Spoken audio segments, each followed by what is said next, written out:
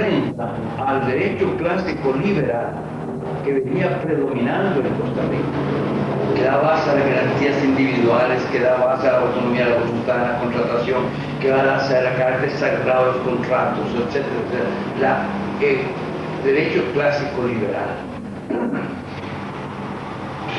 Para que Calderón tuviese que hacer la ley de la sociedad, se llama el derecho social, que es algo más que el derecho clásico laboral, pero el derecho clásico liberal no significa que se niega el derecho social, no niega el derecho clásico liberal, sino que lo complementa, lo lleva a su más amplia expresión, el derecho social, donde la voluntad no es solamente la libre voluntad de los contratantes, obrero y patrón, sino la necesidad social que interviene. Saber, usted anda detrás de mí pidiendo el trabajo, andan 100 como usted pidiéndome el trabajo. No, usted anda pidiéndome el trabajo a mí. Yo le digo, muy bien, tiene trabajo. Me trabajo usted 10 horas al día, los 6 días de la semana, a 2 colones el día. Pero tómelo va, lo déjalo va, lo firma conmigo un contrato. Contrato, según el derecho clásico liberal, de la libre voluntad de los contratantes. Pero de hecho, entonces el Estado tiene que ver que si usted no se presenta esos 6 días de la semana, esas horas a trabajar, la obliga. Si yo no le pago los pesos, me obliga a pagar. Tiene que los contratos se observen. Pero hay un concepto que no existe, que olvidó el derecho clásico liberal, es la necesidad social. ¿Por qué usted se somete a ello? Porque sus hijos están muriendo de hambre, porque tiene que pagar su casa, aunque sean 2 pesos, pero cogerá. Faltó el concepto. Entonces, al entrar el concepto de necesidad social, el derecho clásico laboral habla de jornada mínima de trabajo, de salario mínimo, de condiciones de trabajo. Es la gran revolución, es romper el derecho clásico laboral que nos venía gobernando y introducir un clásico laboral sin perder las garantías individuales, las garantías sociales. Eso, aquí comienza la revolución de la década de los 40, ¿no? Entonces, eso hace Calderón guardia en un momento en que está respondiendo a un momento histórico. No se olviden que cualquier cosa que pase dentro del país tiene que verse en el ambiente histórico, nacional e internacional. ¿Qué pasaba en el mundo? Es la década en que está la Gran Guerra, la Segunda Guerra Mundial, que fue una revolución mundial. Y ya los dos, Churchill y Roosevelt, se habían reunido en un destroyer en el Atlántico y firmaron la Carta del Atlántico. Busquen ustedes en la literatura qué es la Carta del Atlántico. La carta firmada por Churchill y Roosevelt, en que anuncian las 4 libertades. Las 4 libertades: libertad de expresión, libertad de culto, libertad de miseria y libertad de temor. Sobre todo estas dos, libertad de miseria, anunciada allí como el gran mensaje para la humanidad que estaba desgarrada por la guerra, de construir un mundo mejor, un mundo nuevo, así como se usa, un mundo nuevo, un mundo mejor, era la palabra. Entonces, en ese espíritu mundial surge en América Latina las legislaciones sociales. En Costa Rica llega ese momento y Calderón Guardia aprovecha la situación, yo creo que con cierto grado de convicción personal, pero más grado de interés de política. Era la manera, había perdido todo el apoyo en el país, entonces para lograr conquistar el apoyo de los comunistas, de los grupos comunistas y los obreros, entonces dio legislación social. Creo que hubo una motivación política, desde luego. Quiero admitir que él tenía su formación de Lovaina, donde había aprendido algo de la doctrina católica y todo eso, pero porque detrás de él 2 hombres, Sanabria y Manuel Mora, que le abrieron ese camino. Punto. Pero en ese momento, entonces, hay un grupo inquieto de juventud que no existe ahora. La juventud ahora no existe. Esa juventud inquieta,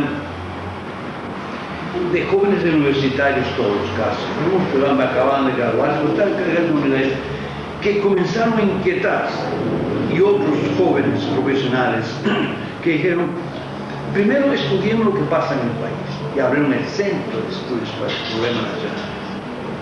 Los nombres están ahí, ustedes los conocen, entonces vamos a estudiar, ver qué pasa.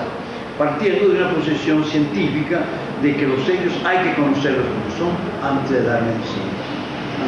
Entonces, surgió este grupo de hombres que después van a hacer gobernanza en el país, ahí forman ese centro de estudio de problemas nacionales, ¿no? Es donde estudian problemas nacionales y creen que la reforma social sí es necesaria, pero no como lo está haciendo. Tienen que decir, no, esto no está bien, esto quiere ir por otro camino, entonces critican la dirección, no como la dirección, sino por la forma que se está haciendo en el país. Entonces, ese es el centro. Ustedes han visto que en los foros, conferencias, y quizás han visto el Surco, que era una revista que publicaba el centro. Ahí está la fuente. Ese es el Centro de Estudios Nacionales, que luego forma casi todos, no es que se unieron al socialdemócrata, sino que se formó, de ese grupo surgió un partido, llamado socialdemócrata. Fue entonces, perdón, el centro que nació... Ese es el semillero, Pero estamos hablando del socialdemócrata, no de la Acción Demócrata. No, Acción Demócrata es una cosa, es socialdemócrata. Acción Demócrata que se preocupaba más bien por la parte de civilidad, la defensa de las libertades cívicas frente al atropello de Calderón Juan. Y digamos, es exacto, la Acción Demócrata nació del Partido Social, del Partido Demócrata. Sí, prácticamente demócrata. Alberto Martín hizo el socialdemócrata junto con Don Pedro. Pero después surge el otro grupo, el socialdemócrata. Entonces surge y son muchachos, los están en el centro, básicamente todos pasaron allí a formar parte de ese partido, que era un partido de intelectuales muy bien entrenados que nunca habían llegado a gobernar Costa Rica sino en el siglo 48, nunca habían llegado a gobernar. Entonces ese es el socialdemócrata. Ustedes, la lectura que me dieron, me dicen, tienen suficiente material con ustedes, una cantera donde buscar el material del pensamiento del centro de estudios, todos tienen el sur, y el socialdemócrata, y también que sirvió al sur. Ahora, ¿qué fue lo que quería el socialdemócrata? Como dice don Pepe en su libro, ustedes ya han leído El Espíritu del 48, don Pepe, me extraña que no lo hayan leído, tienen que leer El Espíritu del 48, don Pepe. El presidente se refiere a ese partido y dice, ¿por qué le dio el título de socialdemócrata? Por fundir dos cosas, libertades políticas y justicia social. No es que nos estábamos casando con la socialdemocracia europea, eso pasó más tarde, muy recientemente.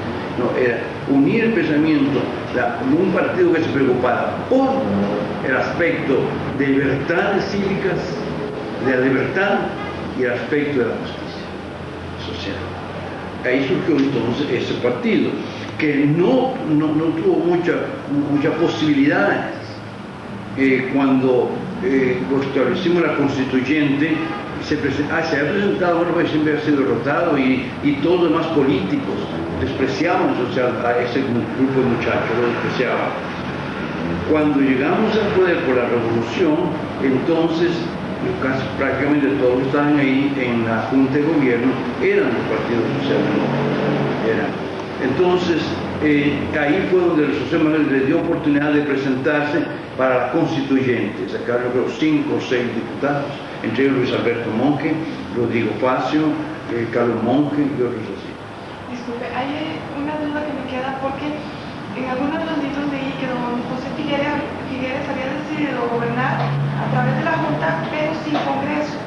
Sin embargo, llamó a elecciones para constituir una asamblea constituyente. Mire, Linda, una cosa es el Congreso y otra es la constituyente. La constituyente, eso es lo que quiero saber. Son totalmente, ¿qué es la constituyente? Un grupo de delegados del pueblo que dan una constitución y se reúnen para dar una constitución. Eso no es Congreso. No es Congreso. Entonces, nosotros al tomar el poder sabíamos que tenemos que reconstruir la institucionalidad en el país. Debemos en primer lugar reconocer que Porfirio Latre era el presidente electo, ya, de la institucionalidad. Segundo, había que darle un congreso, había que darle una constitución al país, porque al tomarnos el poder de facto, rompimos la constitución, la dejamos sin efecto en casi todos sus partes. Había que dar una nueva constitución. En el momento supremo, para el momento del final de la década revolucionaria, se dio una constitución con los nuevos pensamientos revolucionarios que se habían metido en el país. Pues pedimos una constituyente. La constituyente solo tiene, mijita, un objeto: dar una constitución. Nada más, no pueden tomar. Hubo intención de constituirlo en Congreso, pero nosotros pusimos rotundamente. La constituyente, ya tenemos. Una constituyente que era transitoria para dar una constitución que es permanente.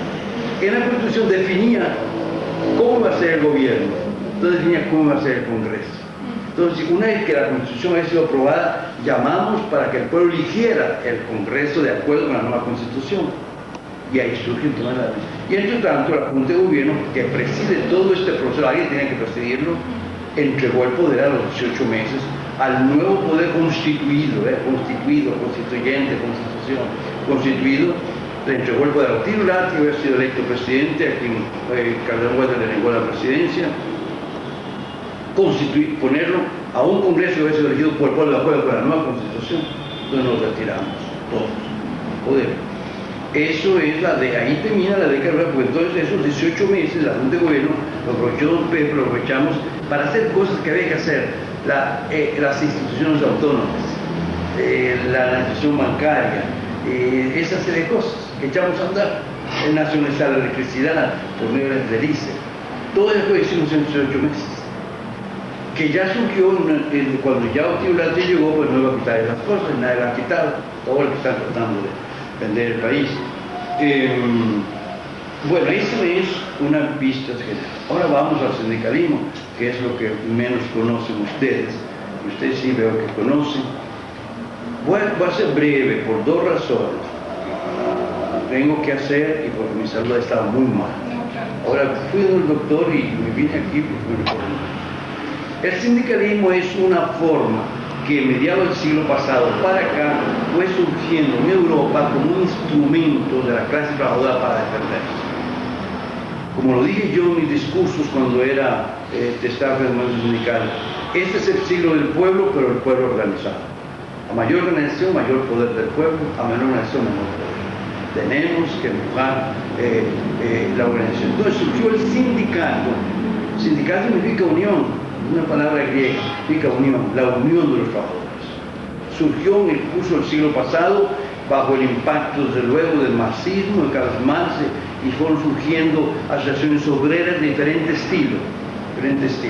Desde la mutualidad, que se parece mucho al historiarismo, todo tipo de los trabajadores organizándose. En Costa Rica también comenzaron a organizarse a final del siglo en uniones. Se llamaban mutualidades, y también más tarde siempre se llamaban sindicatos. El sindicalismo, la palabra sindicato no les gusta mucho a las clases burguesas, a las clases generales, los patronos, porque huele como si fuera comunismo, porque creen que es para quitarles todo. No, el sindicalismo, como lo dicen en Cívicas de los Papas, es una forma legítima de los trabajadores de organizarse para defender sus intereses. Así. Entonces surgieron diferentes sindicalismos bajo diferentes signos, entre ellos había el signo cristiano y el signo marxista. En Costa Rica, ya por ahí del año 3, fines del siglo pasado, comenzaron a hacer sindicatos. Al principio del siglo más, y fueron apareciendo sindicatos, hasta que a partir del año 30, cuando al principio el Partido Comunista comienza en su labor a organizar sindicatos, en el año 30, organizar sindicatos. Y los organiza muy poderoso, bastante, con gran experiencia. Es cuando viene la huelga del Atlántico, donde hacen su aparición aquí.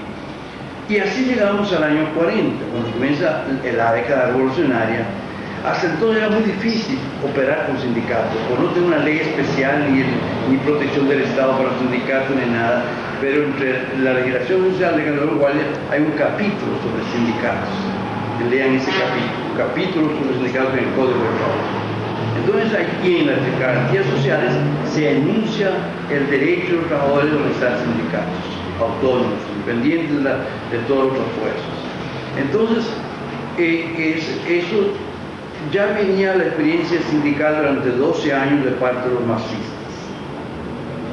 En ese momento en que se da la agregación social, Monseñor Sanabria se le ocurre que hay que hacer otro tipo de sindicatos bajo otro signo, el signo del pensamiento social cristiano. Entonces me puso a mí, el joven sacerdote, me envió primero a Estados Unidos a estudiar ciencias sociales, economía, sociología, ciencia política y cuanta maña podía aprender yo allá, y me trajo a organizar sindicatos. El 2 de agosto de 1943, en la Basílica de Cartago, anuncié al mundo, al país, que el día siguiente comenzaría a organizar en el país un nuevo movimiento sindical bajo el signo del pensamiento social cristiano. Y esa fue mi tarea. Me encontré con un movimiento sindical ya viejo, ya experimentado, con grandes líderes que se habían formado en Moscú, en Praga, en Cuba, en España, en todas partes, y con la presencia de asesores internacionales para ese movimiento sindical. Me encontré yo ante eso, una experiencia nueva que iba a hacer, encontré compañeros, entre ellos Luis Alberto Monge, etcétera, etcétera, para ayudarme a empujar ese momento sindical. Entonces comienza en el 43, en la Basílica de Cartago anuncié, y al día siguiente comencé a hacer sindicatos, 2 de agosto de 1943. El 15 de septiembre de ese año, un mes y medio más tarde, más o menos, se proclamó el Código de Trabajo. Y entonces una gran manifestación popular con sindicatos. Y ya pude presentar yo 15 sindicatos. Se le dio el título de Central Sindical Renovada, todavía no confederación. Central Sindical Renovada. ¿Por qué usamos la palabra renovada? Porque no queríamos que fuera un movimiento sindical confesional, que llamara católico, cristiano, no fuera confesional, que no pusiera condiciones confesionales para ser miembro de ese sindicato, ni dependencia de la iglesia. Entonces Monseñor Sanabria, que era un genio, dice, yo tengo la palabra, llamémoslo renovado. ¿Por qué? Porque es el nombre de la encíclica de León XIII, dada en 1891, dio esa encíclica, que se llama la Carta Magna, la Carta del Trabajador, final del siglo pasado, y anunció un pensamiento nuevo, libertador del trabajador.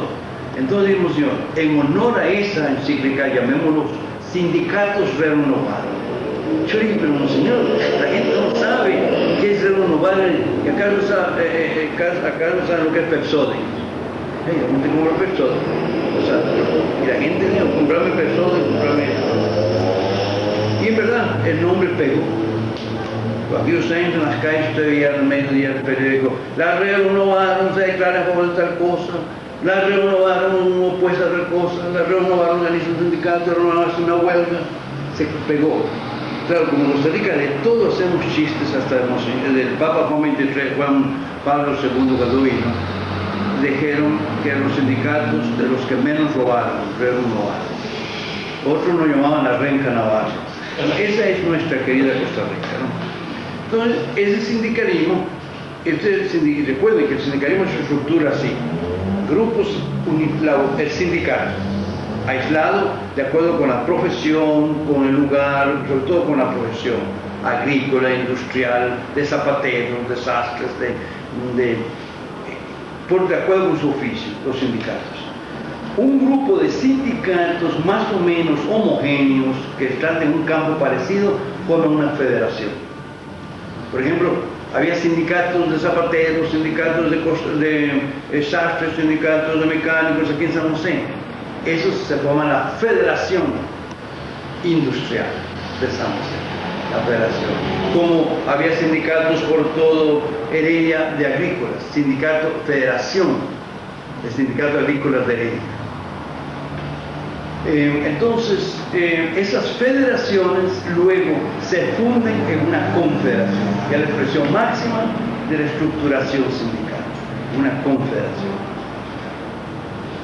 Y así es como del año 43, del 2 de agosto del 43 al 1 de mayo del 45, estábamos preparados para establecer la Confederación Costarricense de Trabajo Renovado. Ya había todo el material, las federaciones para constituir 10 federaciones para constituir la Confederación. El mismo día, los sindicatos, llamémoslos comunistas, también presentaron su confederación. Hubieron 2 confederaciones en Costa Rica, la Confederación Renovaron, la Confederación CTCR de los comunistas, Confederación de Trabajadores de Costa Rica. Y seguimos a la par compitiendo en quién sindicalizaba más gente, quién tiene más fuerza, pero la verdad, la intención nuestra es compitiéramos en otra cosa, quién defendía mejor a los trabajadores.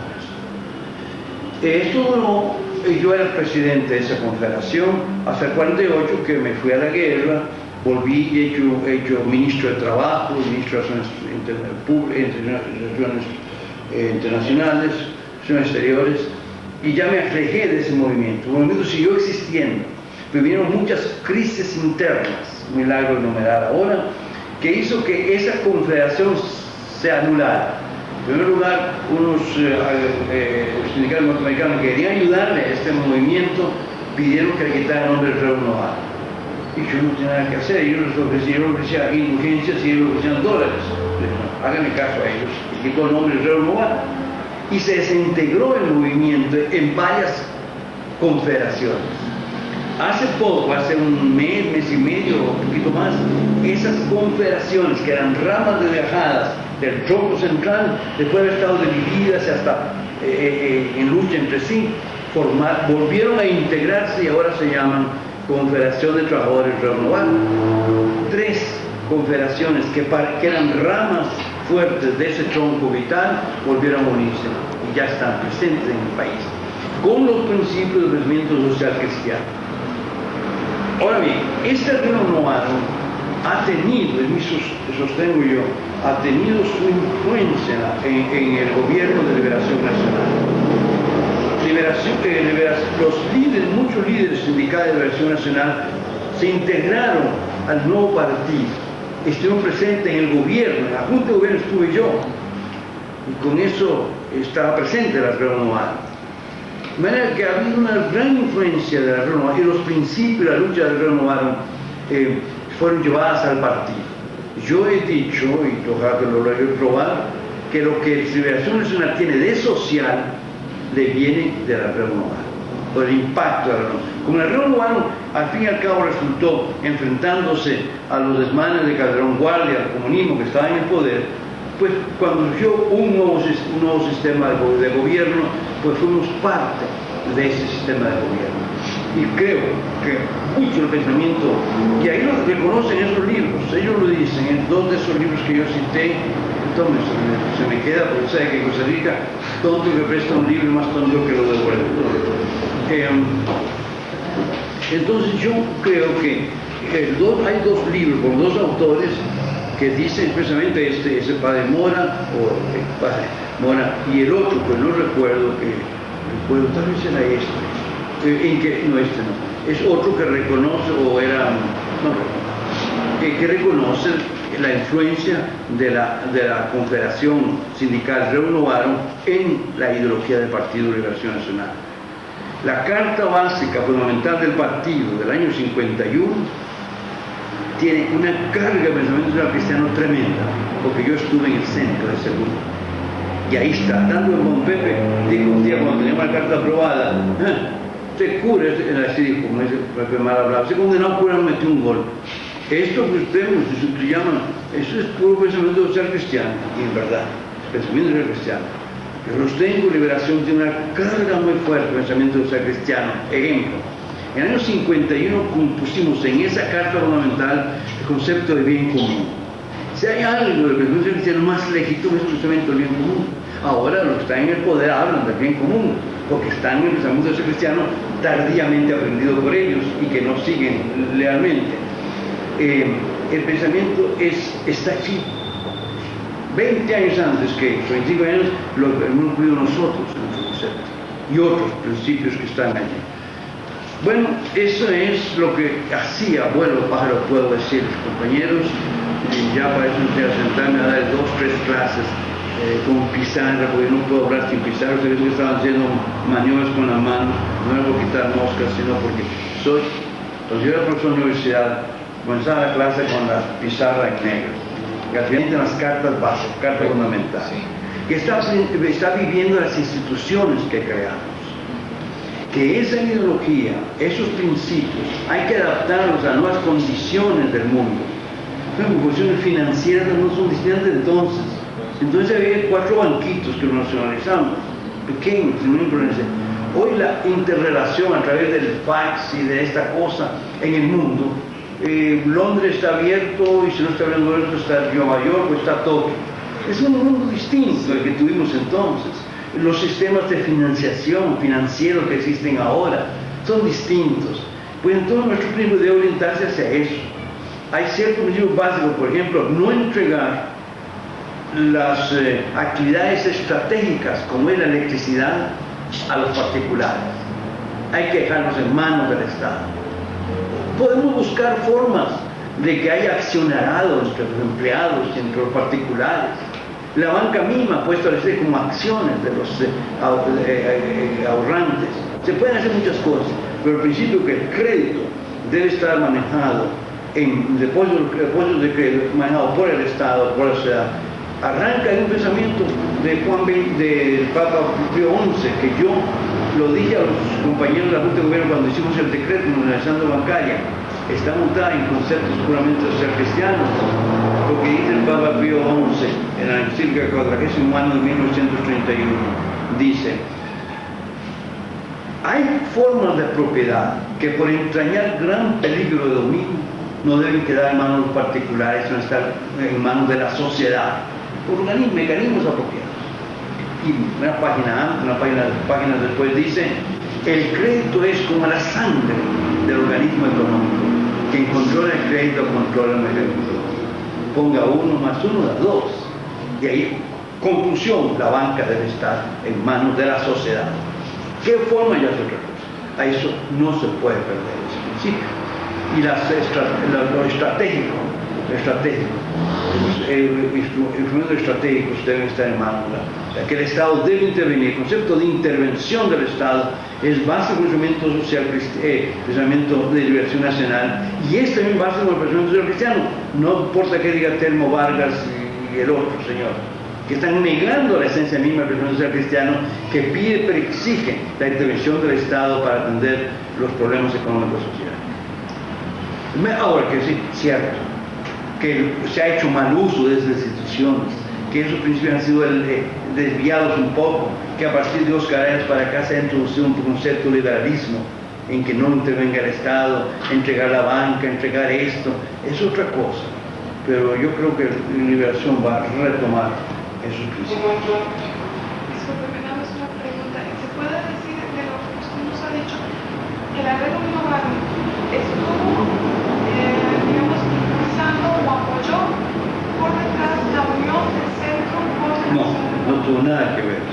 Coexistían los 3 movimientos sin que hubiera esa influencia. Nada más, digamos, usted tenía contacto con los que... No, con todos ellos, y muchos de ellos nos ayudaban. Recuerdo allá en Punta Arenas una noche con Daniel Duver y otros compañeros del centro que organizaban los sindicatos. Nos dio la 1 de la mañana en la playa ahí, sentados en un calzón de baño, calzoncillo de baño, hablando del futuro de Costa Rica, cosiendo, imaginando. Y don Pepe dice, cuando le preguntaron, y ahí está en un programa de televisión, cuando le preguntaron cómo fue que surgió esta idea de la Segunda República, y él dijo: todas las mañanas en Santa María de Loto, con el padre Núñez frente a la iglesia nos sentábamos a planear la Segunda República.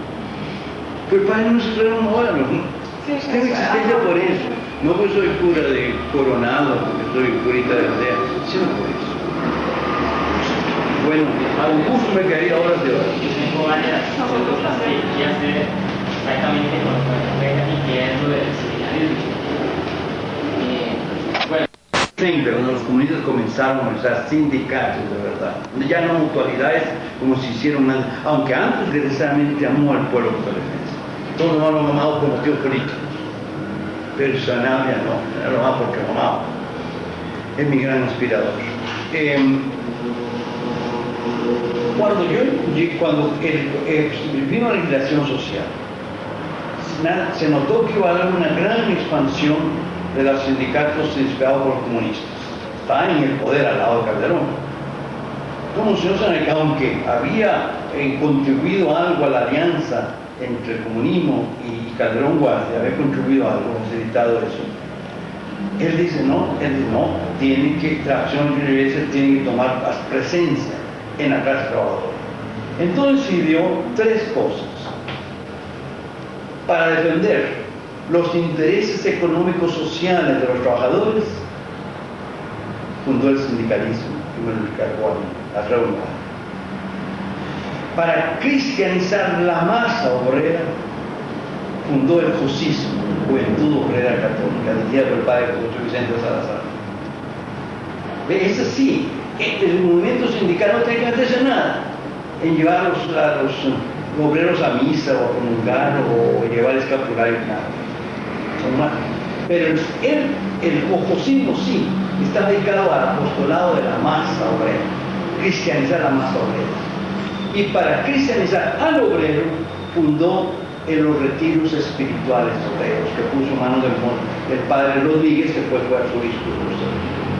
Entonces, tres organismos.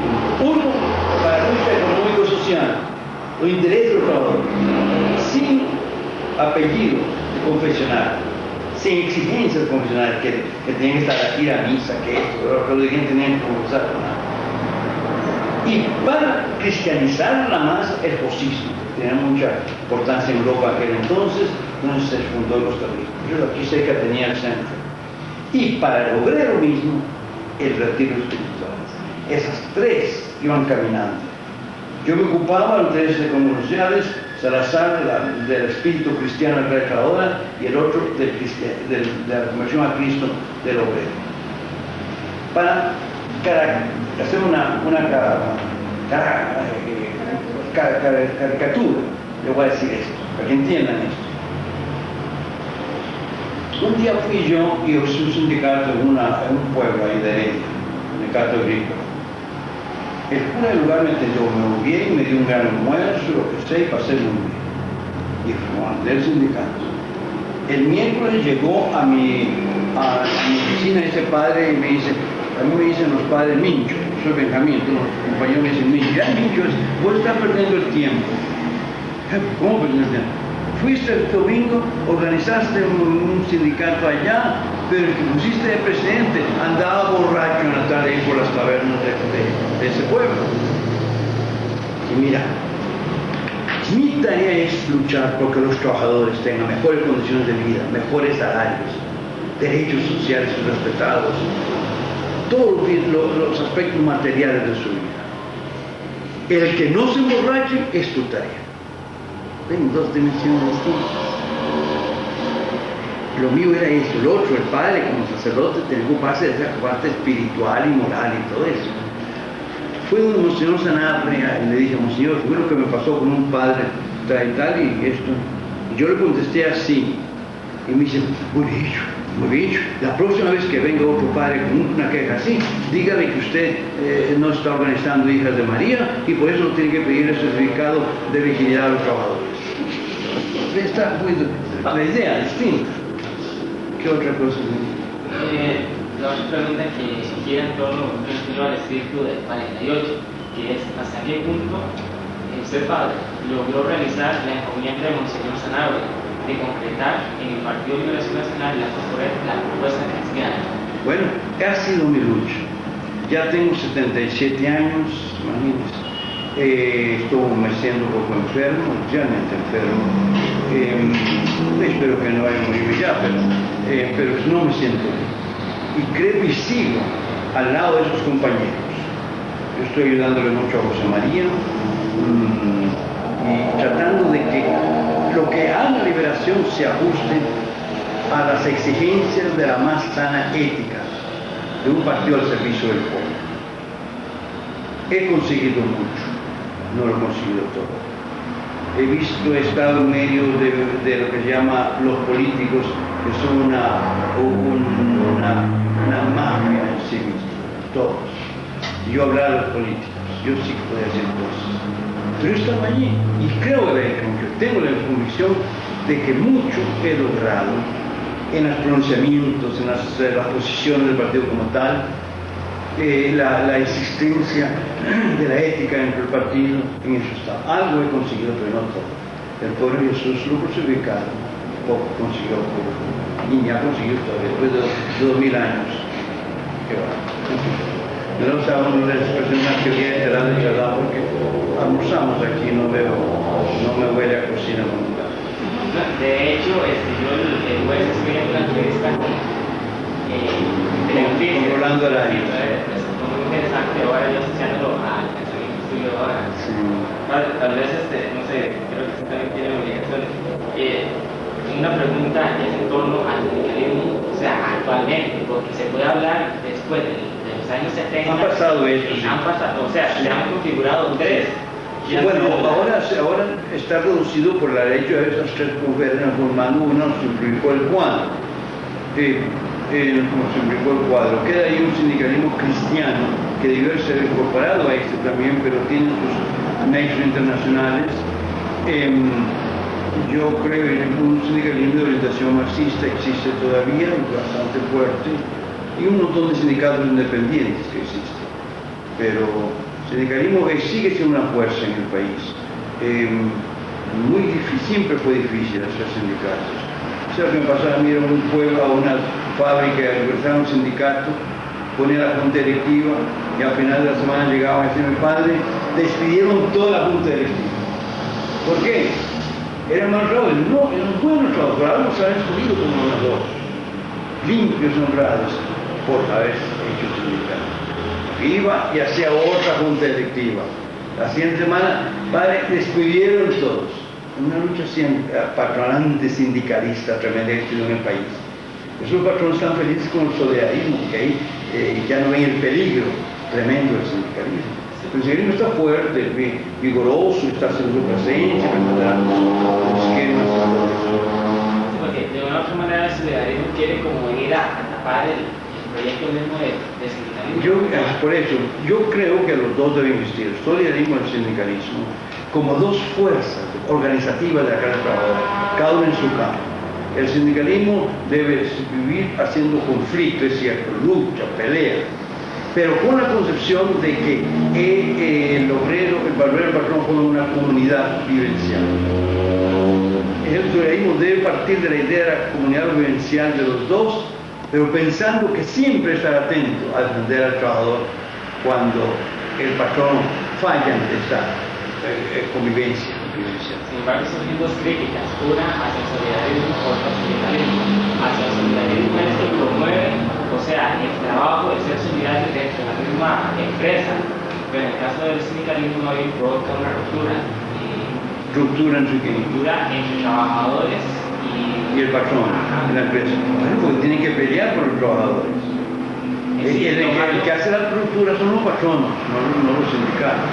Sí, tomando como base esa crítica, que por cierto Miguel Picado la hace su libro, entonces en donde el solidarismo ha tendido como poner un pie más adelante. Bueno, ya tiene un apoyo tremendo de la clase patronal, tremendo, extraordinario de la clase patronal. Ya le han dado los sindicalismos ese apoyo. En torno, padre, al principio, o sea, es que se hablan de tres configuraciones actualmente, que es la COC, la CCTD, Confederación Concertación del Trabajo.